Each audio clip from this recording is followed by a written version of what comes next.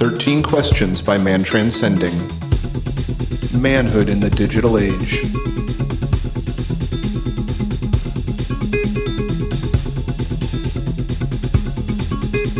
This week on the 13 Questions podcast, we're going to be asking our questions to the one and only Jay Dyer. Esoteric Hollywood, I think that was one of his books. Yep. What was the other one? Esoteric Hollywood 2, I think, just came out, didn't it? Yep. Yep.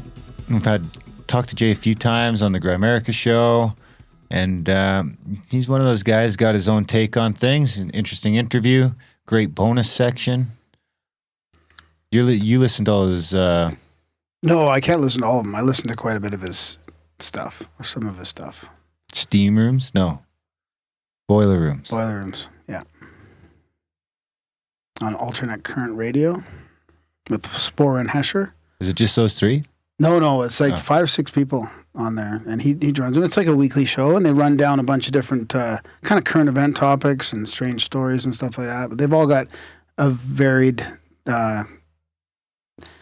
accounts and takes on things. It's varied opinions. It's pretty cool. Interesting. We're checking out. Jay's pretty funny. He does impersonations great. Yeah, he does impersonations, and then he's always doing his funny YouTube videos too. He's very dynamic. Yeah, for sure. And of course, he had what was his show called that he got on Weird Hollywood? Was that what it was? It's called Hollywood Decoded. Hollywood Decoded. That's right. Definitely worth checking out. It's because he was with Jay Weidner. Maybe that's what. Widener. Who's Jay Widener? Well, he's his partner on that show. That's why he partnered up with him on that. Oh, I see. I thought maybe that's why you thought it was Weird Hollywood. Why does he do Weird Hollywood? Or you thought because of the name? Yeah. I don't know where I got Weird Hollywood from, to be honest. I can't remember. It must have come up somewhere. I think you're crossing over a weird canyon or that strange canyon. Didn't we interview someone about Weird Hollywood in the Grimerica back catalog? Yeah. Anyway, enough of that. Jay's got some great answers here. He's got a great bonus segment. He's got an interesting take, interesting answers. The bonus section is great. Adam does the interview.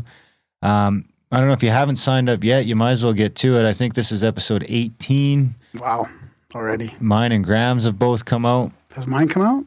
Yours just came out. Yeah, there's today. Ugh. Came out today. Creepy. So we've got the bonus extensions for those, as well as the other 16 podcasts we've released, and we're going to keep coming 2 a week. I'd like to do it again and see how things evolved, because it's been like 3 weeks. I was going to redo mine and I didn't, but what do you mean? No, I'm saying I'd like to do it again, like eventually, like 6 months or a year down the road after we've done this.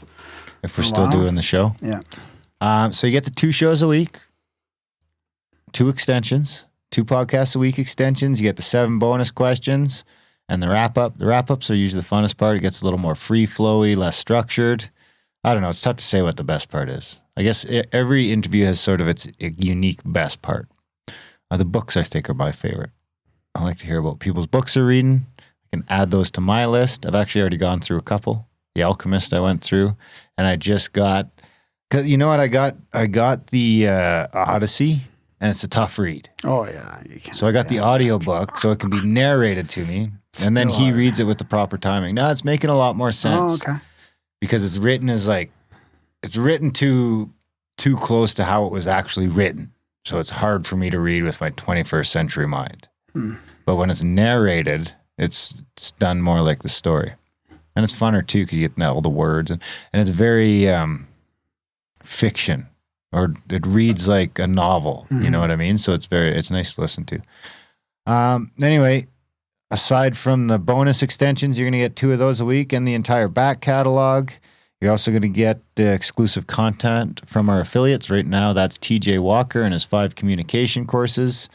Communication is a huge problem, and it should be worked on. And we're going to give you a couple $100 and over 100 hours of communication building lessons and quizzes and everything else in the form of courses. You get access to those instantly as soon as you sign up. You also get access to the Discord chat, members-only Discord, members-only forums. You can members can sign up for our weekly journaling prompts aimed at self-discovery and such. And, of course, we've got... Well, the best part is the open source part of this. That's right. We've got a few coming in. Yeah, that's great. We've got talking to John, and he wants to do his grandfather and his dad Oh, that's too. fantastic. So we got one sent in from Stevie in Scotland. That's going to come out right away in the next. Actually, we got to do an intro for that soon. So that's going to come out in the next couple of weeks. Some Scottish boys, and I know Stevie's going out to do another one soon. So yeah, the open source content is starting to come in. It's going to be great. Yeah. Become a member now. And I mean, ideally, we'd like to get one of these out every day. I mean, there's no reason why we can't. Just have a bunch of people sending in awesome interviews with their loved ones or their Their heroes or whatever. Exactly.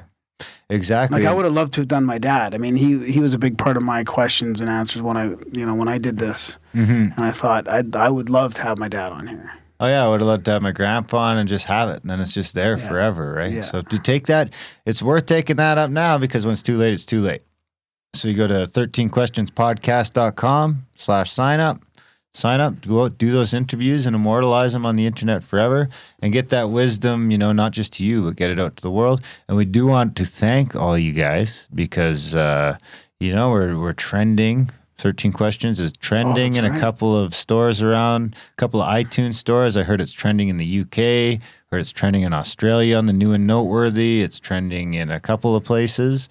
We got some reviews already, a bunch of 5-star reviews in a bunch of different countries. So a huge thanks to you guys for doing that, helping to grow the show. As it is with all podcasts, if you guys don't tell people about the show, then nobody hears about it. So we appreciate if you do that. And if you sign up, 13questionspodcast.com, hit the sign up. We get some members going and, build this community. It's going to be fantastic. Jay Dyer. Yeah, so Jay is known for, I'm going to read this off his website. I'm not going to try and ad-lib it or whatever, but this is the bio of jaysanalysis.com. Jay Dyer is known for one of the premier film and philosophy sites on the net, jaysanalysis.com. Jay's graduate work focused on the interplay of film, geopolitics, espionage, and psychological warfare. Jay is a public speaker, lecturer, comedian, and author of the popular title Esoteric Hollywood, Sex, Cults, and Symbols in Film, which made it to Amazon's #1 spot in the first month of release in the film and Hollywood category. So known for his in-depth commentary and satire, he has appeared on numerous nationally syndicated radio and television shows. He's also the co-host and creator with Jay Widener on the TV show Hollywood Decoded on Gaia TV. He also, on his podcast feed, Jay's Analysis, he does what does he call it? A globalist book series, or maybe not globalist even. I think he's done like 24 now, where he reads these deep state books from the early 1900s from now, and he deciphers it for people in like a 1 or 2 hour podcast, and he goes through the whole book, and it shows how the elite and the ruling class have been writing this stuff and basically their plans in plain sight, and he decodes it for everyone. So check out that podcast feed as well, Jay's Analysis. It's fantastic. Absolutely. And enjoy these great answers from our friend Jay Dyer.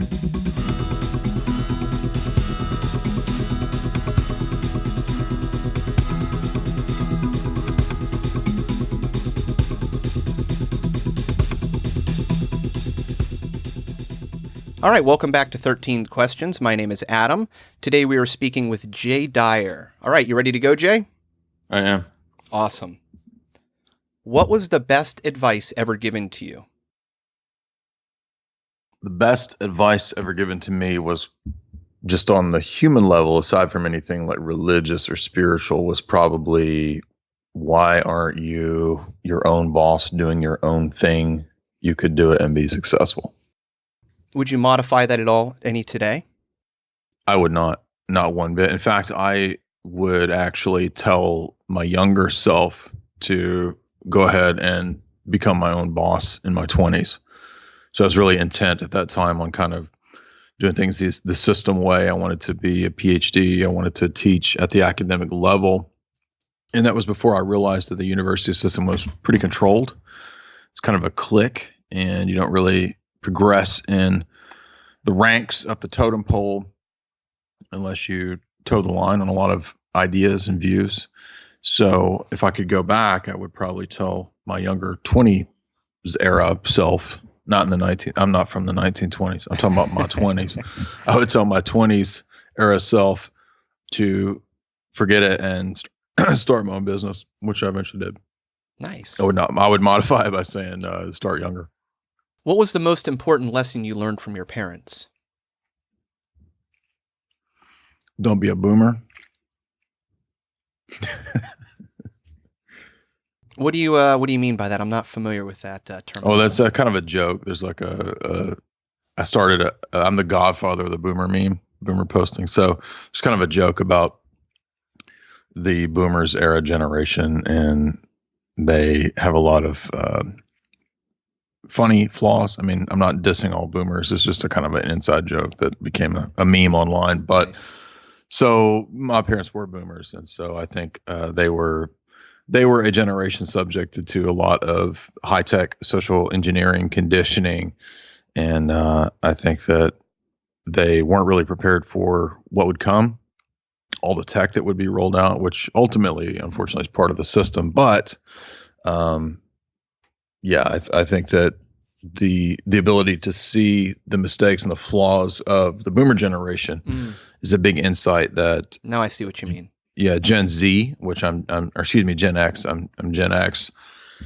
It gives me insight, I guess, into being able to see things prior to the world before the internet, how things were then, which in ways it was a healthier time, and then after the omnipotence of the internet, the omnipresence of the internet.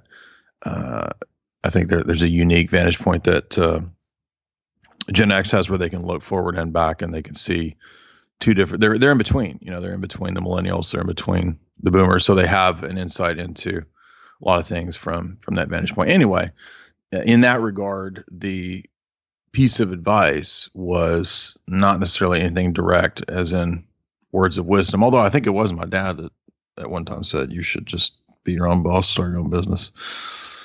In that regard, no, it's just looking at the mistakes of the boomers. Nice. What book has been most influential on your life, and why? There are different books in different categories. It's really difficult just to pick one book, but certainly the book that unquestionably had the most effect would be the Bible. So when I was 18, I really started taking it a little bit serious, reading it more regularly.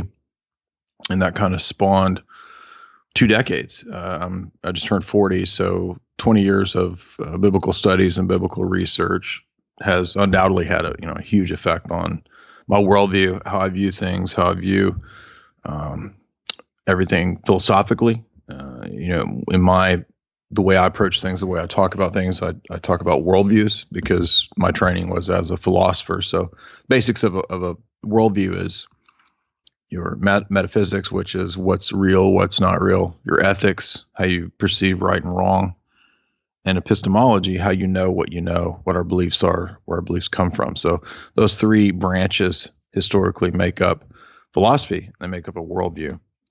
And so, although not everything obviously is found in the Bible, there are plenty of truths outside of the Bible. A large portion of where I've derived my worldview does come from Scripture. So that's one, but then there's a whole bunch of other things in other areas. Like for philosophy, obviously Aristotle and Plato have had a monumental effect on how I view the world, how I philosophize. Plenty of literature has had a profound effect, like Frank Herbert's Dune or Dostoevsky, Crime and Punishment.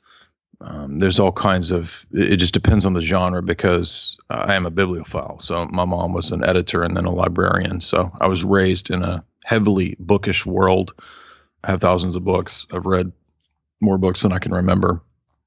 So it's very, very difficult just to pick one book. But those round out the big influencers. And then when it comes to something like history and philosophy in general, I would say something like Augustine's City of God had a huge impact on me. Is there any particular book that you recommend to people? Like one that just stands out that you tend to want to give as a... I have a giant reading list at my website. So if anybody's interested, they can go and see the specific titles and specific sections. But again, that kind of, because I do a lot of tutoring, I do a lot of educational consulting type of work. So I get book requests every day, dozens of them.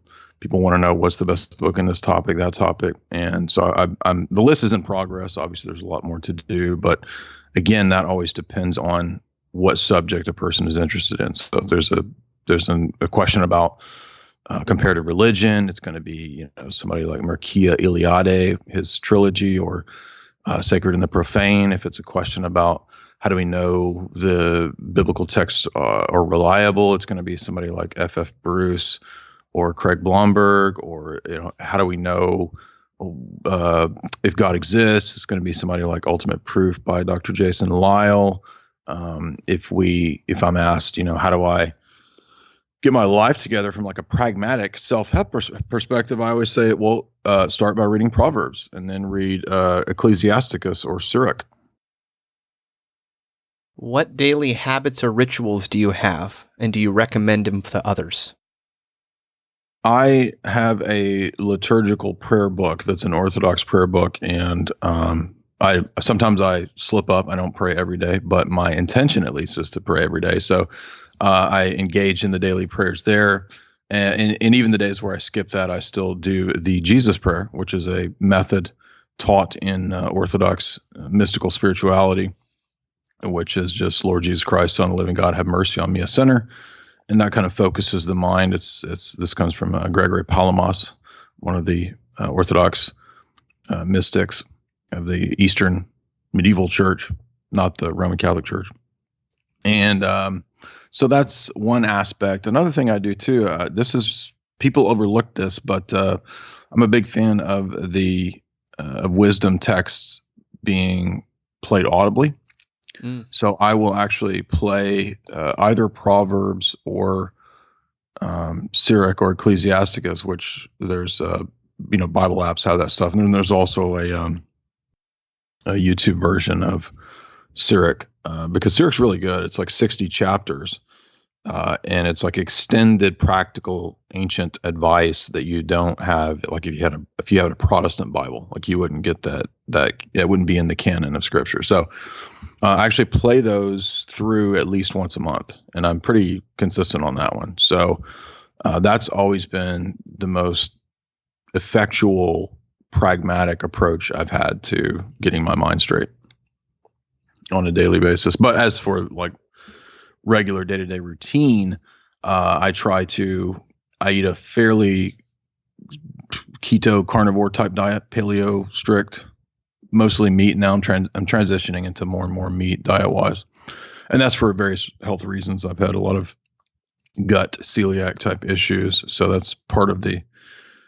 For me, it seems to be working very well. I'm a good several days, maybe a week now into that. And on top of that, I do a lot of reading every day. There's some reading involved because I cover a lot of subjects. And then there's also, some form of exercise. I try to do something, and then something leisurely. So I either, make a stupid comedic improv video, or I do somebody's podcast, or something leisure, watch a movie. Nice. If I were to ask your best friend, what is the one thing they would say you need to work on the most, and why? That's a great question. Getting there would be two.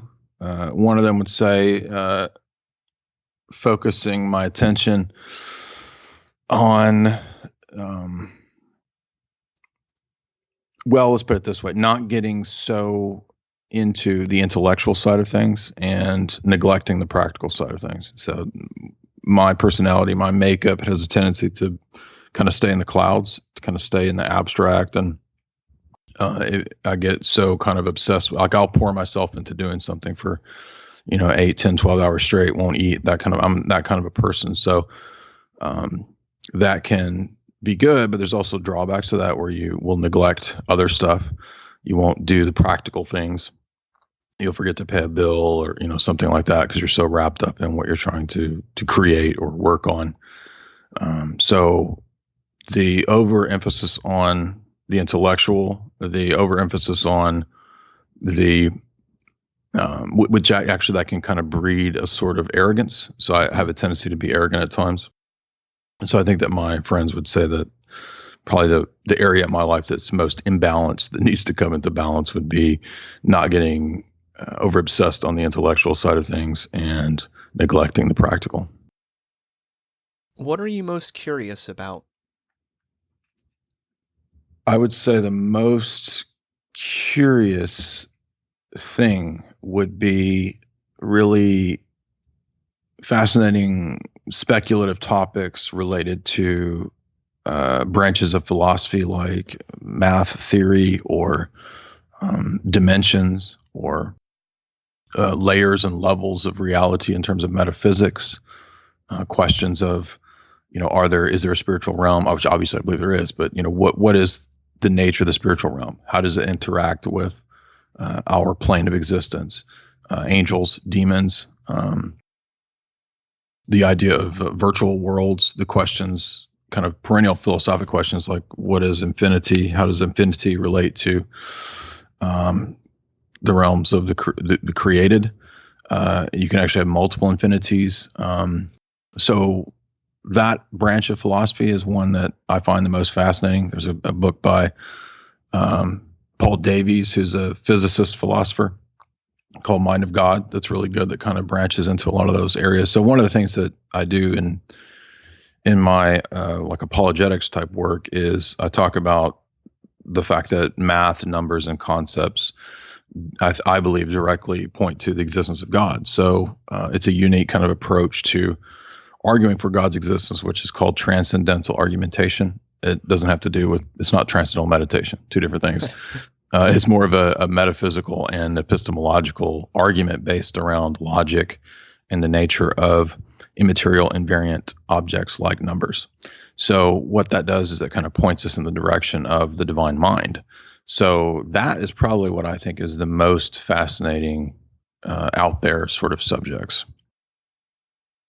What was the most embarrassing experience of your life? I'm immune. I've never been embarrassed. No, I'm joking. I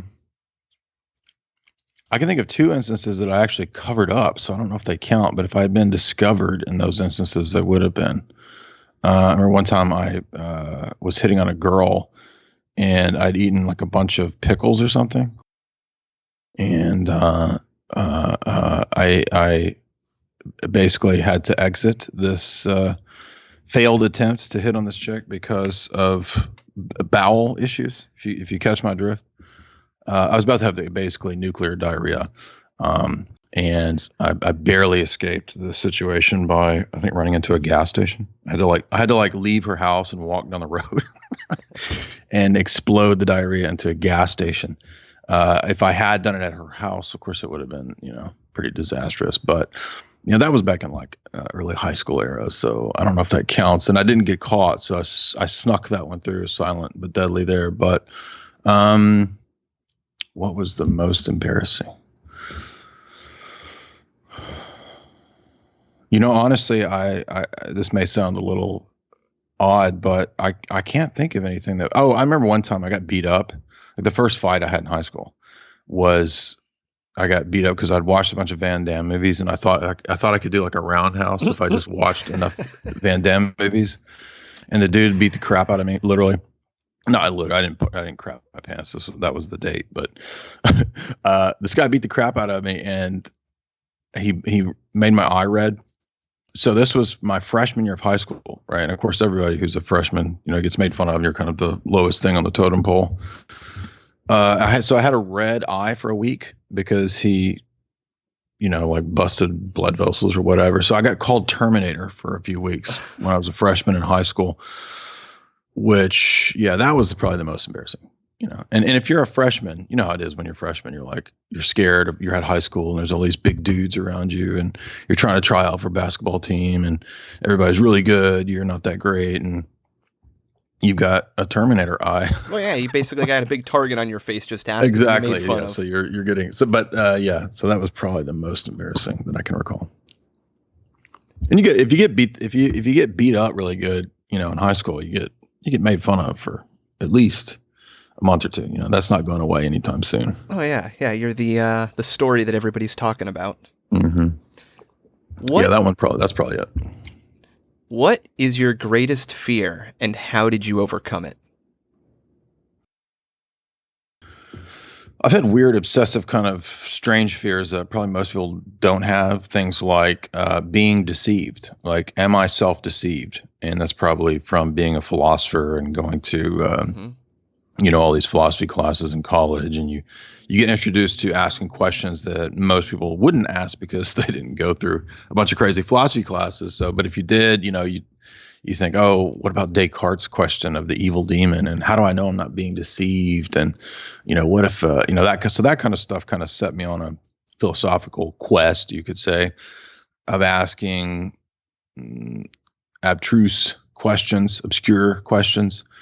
And I remember reading, it was either Confessions or City of God, but at one point in Augustine's writings, he says that, I think it's in Confessions, he says that he was set on the path of seeking truth first and foremost. And I remember at age 20 or 21 when I read that, I thought, that's me. That's what I want to do. I want to know the truth above all else. I'm more interested in the truth than anything.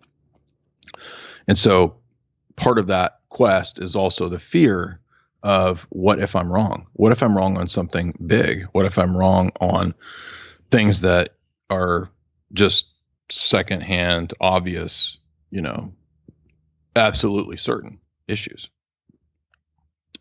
And that leads to that can be a healthy thing, and it can be an unhealthy thing. So you can have a healthy side to that where it propels you on a quest to learn everything you can, and to spend 20 years reading, or over 20 years reading countless books.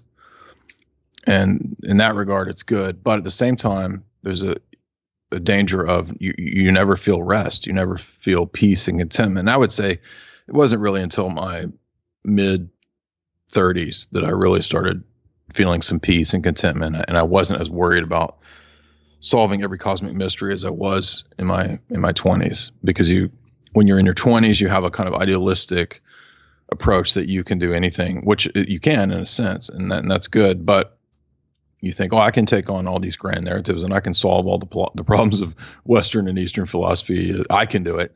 The sort of ubermensch pride that you have, again, which can be a good thing, but it's also can drive you mad in a way. I mean, some of the philosophers who thought they could do this, like Nietzsche, one day they see somebody beating a horse and then they just go nuts.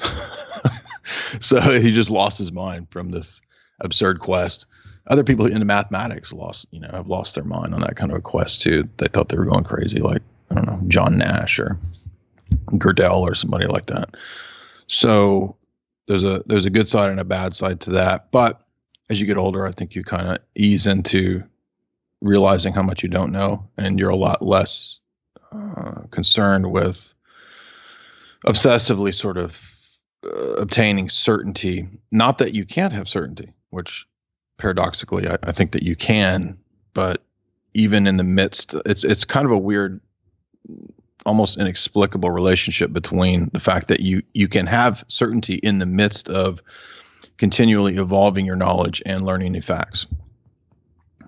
I don't think those two things have to be set in dialectical tension. Yeah, and there's a difference between intellectual knowledge and a knowing and an experience.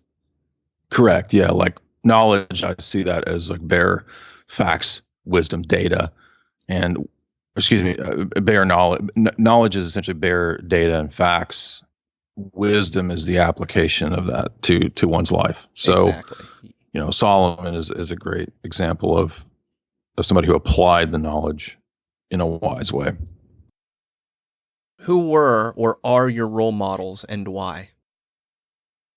There's multiple ones in different areas, because I'm not like a one-dimensional kind of person who just does a certain thing. So when it comes to comedy, for example, I appreciate Sam Hyde a lot. I like the improv troops that have been around, like Whitest Kid You Know, or even some of the older Saturday Night Live people, or I appreciate the comedy of Mystery Science Theater and Joel and Mike and all their projects. So in that regard, that influences the kind of goofy, absurd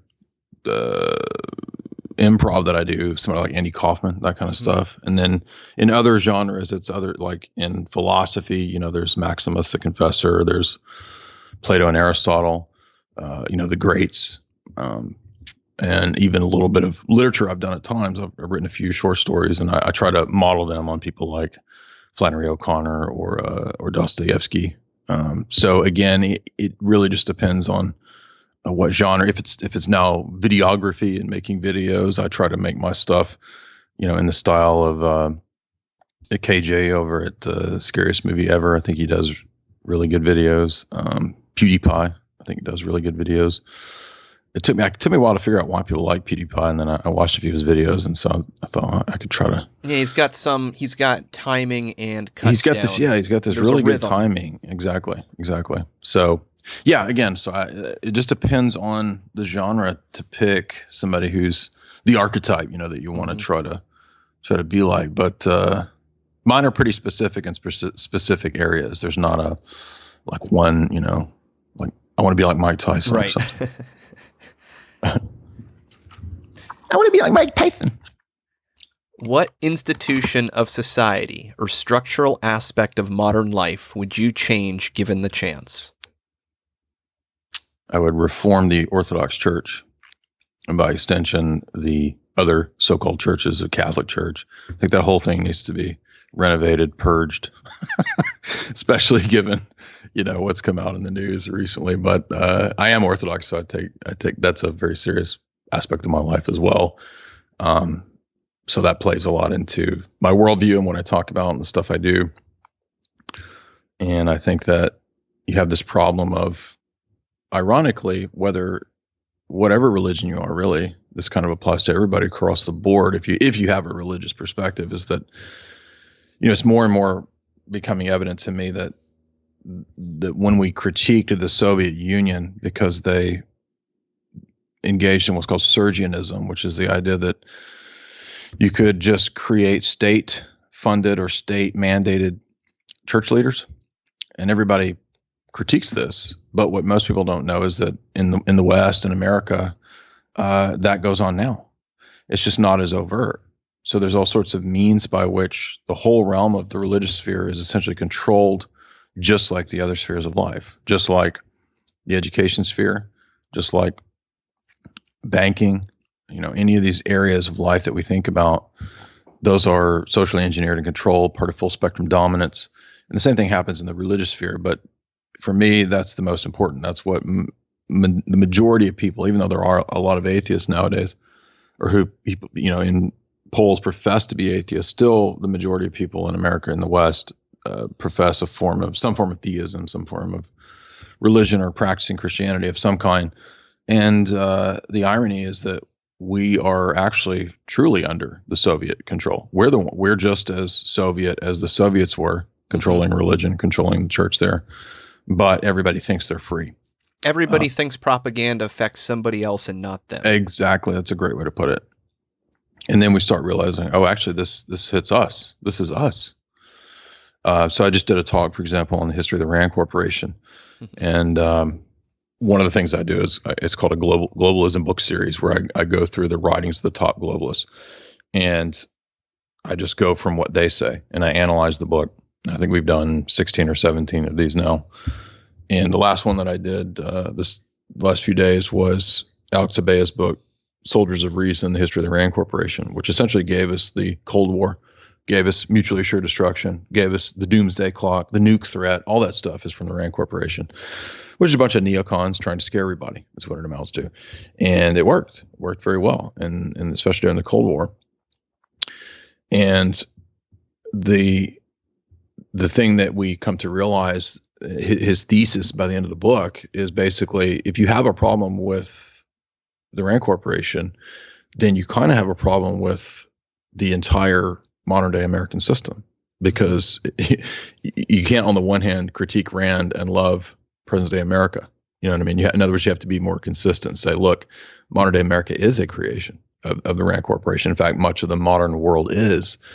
Therefore, that's the root of the problem. So, I critique that kind of stuff. I go towards the real high level white paper type critique, and most people, I'm not saying everybody, there's plenty of people that do focus on that level of stuff. Corbett does quite often. So I try to, when it comes to the geopolitical style of critique, you were talking about models earlier. I try to do similar stuff to what Corbett does in that regard. What is the most courageous thing you have ever done or seen in your life? Personally, on an existential level, deciding to stop grad school, stop my wage slave job, and attempts to have and do my own thing was a big risk. It was a big gamble. I didn't know if it would work. I didn't know if I could make a living from it. I was just blogging for a long time. And, it only took, I think, 1.5 years or 2 years before I wasn't rich. I'm not rich now, but I was sustaining myself. Like, I was able to, make a living. I think I've been doing it for almost 4 years now, and it's grown a lot. It's grown way more extensively than I expected, this quick. And so I'm very thankful for that. But just again, in my personal life, I think that was the most difficult challenge that I felt like I needed to step out and risk. And it was totally worth it. I would never go back to, a wage slave job. But in terms of other people, the most courageous thing, that guy that was standing in front of that tank when the Chinese were driving that tank. No, actually, did you know that was actually like a photo op? Like, that wasn't I've heard it was like that, a staged photo op thing. Yeah, that the original photo didn't disappear because it was confiscated, but because it ended there. Yeah.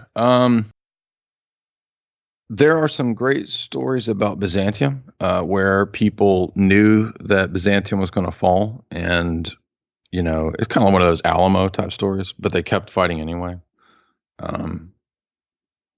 So they were willing to essentially be martyrs of a sort for the truth. And so anytime I hear a story about, people dying for the truth, or dying for what's right, I mean, I think that ultimately only Orthodox really have the proper understanding of what a martyr is. But in a general sense, I appreciate anybody who, is a whistleblower, anybody who actually does sacrifice everything for the truth. Anybody who does that, I see as a true hero. I agree. I look at so many of the ills of the world and wonder if everybody just told the truth. Mm-hmm. Honest, the sciences, where we could go to advance, how we work together. Like, it would be all up and no down, but as soon as you have the lies, then everything seems to upturn. Exactly. Yeah. Yeah. I mean, a lie will benefit in the short run, but actually, if you think about it, if the more people lie and the more lies become prevalent, the more it damages society as a whole. So, if you're only concerned with you, maybe you can get away with that for a little while. But, I don't personally have children, but for people that do have children, I always wonder, like, the ones that they don't care about, what's really going on in the world and the future, and they don't care about geopolitics or any of that. They don't care about any of that stuff, but they have kids, and I always wonder, like, if you really care about your kids, don't you care about the world they're going to inherit or whatever? It seems illogical to me to have no interest or concern in what's really going on, but that's part of that cognitive dissonance that everybody in some degree is engaged in, where we all ignore anything that challenges our paradigm. And that's again a big part of the philosophical work that I do, is getting people to question paradigms, to question their presuppositions, their assumptions. That's really fundamental to my whole approach to everything I do. What rule do you have for yourself that you never break, and why do you think that it is important? One of the rules I have, I guess the main rule typically revolves around, again, truth, because I kind of committed to knowing and wanting the truth a long time ago. And I can think of maybe one or two instances where I fudged the truth or lied back in my 20s, just for like personal dramatic type reasons. Like maybe one was a situation with a girl or something, and one of them was another situation with some guy I was arguing with, and those two instances that I could think of where I kind of fudged the truth and didn't tell the whole story or whatever, I thought it would make it easier, but it actually made things a lot more difficult. And so I was kind of, in a way, lying to myself. And when I realized I was lying to myself and that it was actually making it worse, I finally just kind of owned up to it in those two instances. And just the way my psyche, the way my mind works is that, something like lying or stealing, that, to me, it's very, I can't do that stuff. Like, I mean, I have vices. I have other vices, but it's not lying and it's not stealing. So those are probably because it relates to the truth. You know what I mean? Like, for me, it's difficult to be truthful and not at the same time consistently be truthful. And I'm not trying to say I'm like some perfect martyr or saint. I'm not. I have, again, vices, but my vices are in other areas. But my vices would be things like, being arrogant or, being attracted to too many good-looking women or something like that would be my vice. Well, and I imagine my vice is not theft and it's not lying. I imagine being truthful all the time, because not everybody else is that way. It also has social consequences when people don't want to hear what you have to say or to be exposed to that knowledge. It's always interesting to see how people handle the truth. In my 20s, it was a lot worse because I was way more idealistic. So I would constantly engage in debates, constantly trying to further the dialogue, constantly trying to get people to come to, up to par. You need to be up to speed with this. I just read this book. You need to understand this. And I finally realized that a much better approach as I got older and reached my 30s was, why don't I just stop trying to do this to the people that don't care and don't want it, and offer the kind of information that I'm interested in to the people who are interested in it. That was a revolutionary approach to be. And I finally, my life became a lot easier when I realized that it wasn't incumbent upon me to actually convince everybody in the world of positions XYZ. What does it mean to be a man in today's world? In my mind, it means everything that I do. This sounds really narcissistic. I'm sorry. I don't mean it to be that way. That is what I strive to do. Right. So I strive not to be unfaithful to my fiance. I strive to be committed and consistent with the things that I believe. And again, I think that the more that we are inconsistent with our paradigm, our worldview, our belief system, the more damage it does to us. And the more that we strive to be consistent with our beliefs, the better it is for us. So being a man, I think, involves getting rid of the idols that most men have, which a big one is sports. Especially in America, this is a huge idol. I used to think that it was movies and entertainment. Mm-hmm. No, sports is like 10 times the idol that movies or even video games would be. Maybe for the future generations, it won't be sports, it'll be video games. But at least now, present-day America, and especially for the boomers were the first to really worship sports as this deity. I generally challenge men to give up sports because it's such an idol. Now, I don't mean in your personal life and exercise or playing basketball with your friends or whatever, but I mean, the worship of professional, Major League Baseball, NFL, NBA, that is a huge control system over the culture and over the population. And I recognize that most people are not going to give up sports, but a real man would find sports disgusting and ridiculous and see it for what it is, as social engineering and controlling you. More so than when you bitch about video games or any of that stuff, or even movies. Yeah, few people realize that the United States government donates to the NFL. I know. No, it's a completely Pentagon social engineering directly taught into the military. So there's all these military recruitment nonsense that goes on at the football games and all that. That's a big one. So being a man means rejecting simulated manhood through professional sports. Being a man means learning how to interact and deal with women, not letting women control you, not being a beta, Being a man means being educated in a legitimate way, not just watching Joe Rogan clips or, reading a Richard Dawkins book, but I mean, like actually having a grounded classical type of education, like the trivium, quadrivium, understanding church history, understanding world history, understanding philosophy. Those are traditionally masculine pursuits. Understanding, real science, not scientism, not Neil deGrasse Tyson, but real science. Those are, again, finding a woman, mating. Those are traditionally masculine pursuits. That's what a real man is.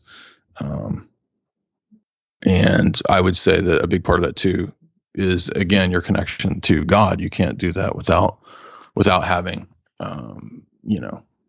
a theological aspect to your worldview as well. Well, Jay, that was 13 questions. So we're done with the first round. Sweet. Well, was that good? Dude, it's I've never awesome. done this. I've never done this style of. It's fantastic. There's no right or wrong. Okay.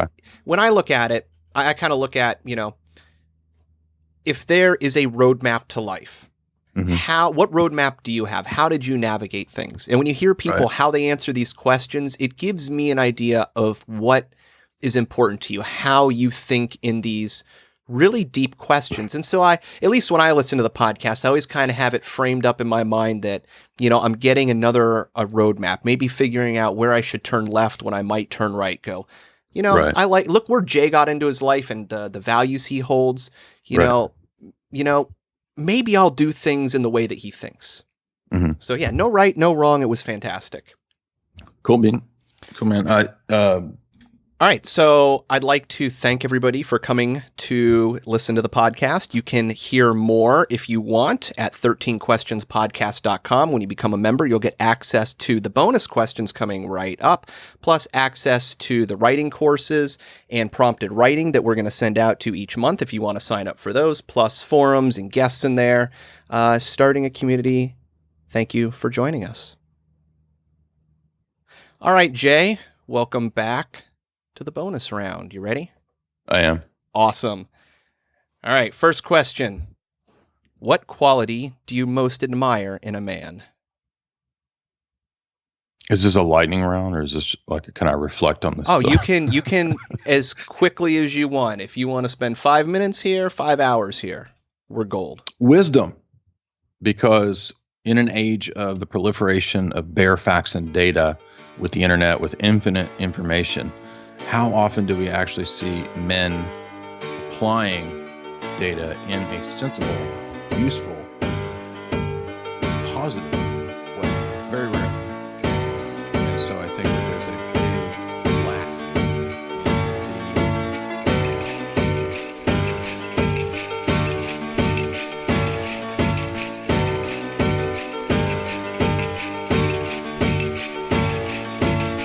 I don't want no Hawaii. I don't want no Hawaii. Yo, what? I don't want no Hawaii. I don't want no Hawaii. Yo, what? I don't want no Hawaii. I don't want no Hawaii. Yo, what? I don't want no Hawaii. I don't want no Hawaii. Yo, what? I don't want no Hawaii. I don't want no Hawaii. Yo, what? I don't want no Hawaii.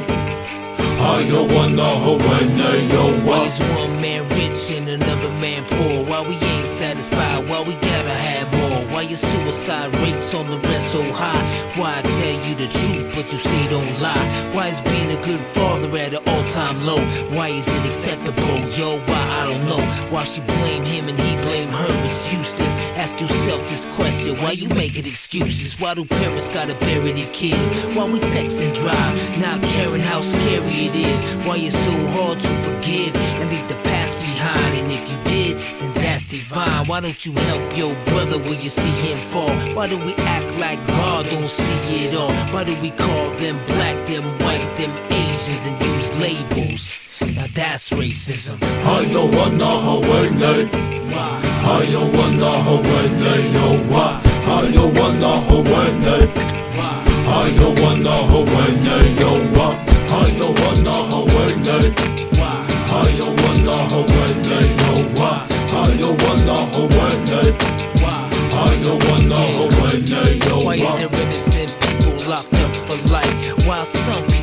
say nothing nice? Why do we always gotta question what all of it means? And why won't you follow your dreams? Tell me why. That night when you took my dad, why'd you let me see my grandpa cry? And tell me why. And why do you choose to hide, even though you was born to fly? And tell me why. And why don't we turn from all the hate? And why don't we learn from all mistakes? Why do I keep on wrecking these fat beats? And teachers don't make more than professional athletes. And why? And why? And why? And why? And why? And why? I wanna Hawaii.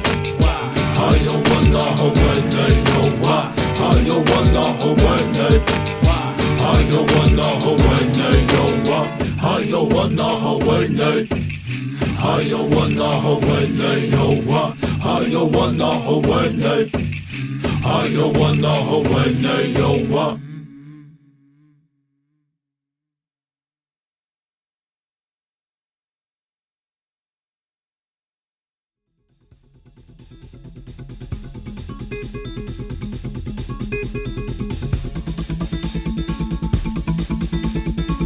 This should be considered entertainment and not therapy. We hope you benefit from our resources available at 13questionspodcast.com.